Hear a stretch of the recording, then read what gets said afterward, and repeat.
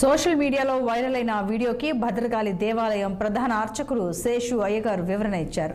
2 రోజుల క్రితం జరిగిన ఓ కార్యక్రమంలో 2 వర్గాల మధ్య కొన్ని విషయాల గురించి శేషు అయ్యగారు మాట్లాడిన మాటలు సోషల్ మీడియాలో వైరల్ అయ్యాయి. వాస్తవంగా తనకు ఉర్దూ రాదని, తనకు రాని భాషని తాను మాట్లాడినట్లు తెలిపారు. ఈ నేపథ్యంలో హిందూ సమాజానికి బేషరతుగా క్షమాపణ చెప్తున్నానని ఒక వీడియో విడుదల చేశారు.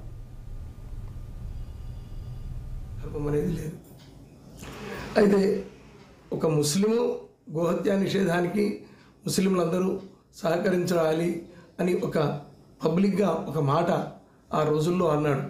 ఈరోజు ఏమంటాడో మళ్ళీ మనకు తెలియదు.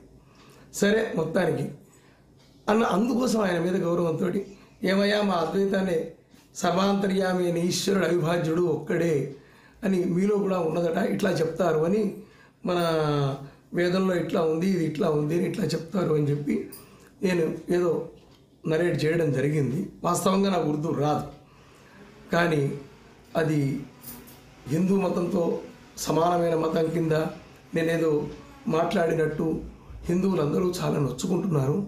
కాబట్టి అసలు నాకు రాని ఉర్దూ భాష, దాని గురించి నేను ఎందుకు మాట్లాడి ఇది కావాలి, అత్యుత్సాహం ప్రదర్శించడం జరిగింది ఆ సందర్భంలో.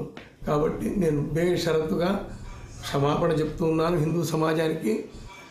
నేను మనస్ఫూర్తిగా మాట్లాడిన ఇది కాదు, ఆ భాషే నాకు రాదు, ఉర్దూ సరిగ్గా రాదు, ఉర్దూ అసలు ఉర్దూయే రాదు, నాకు ఉర్దూ ఎలా వస్తుంది.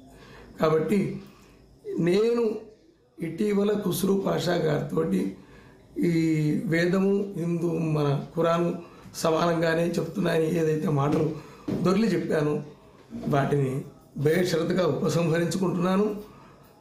నన్ను ప్యారిస్లో జరిగిన 2024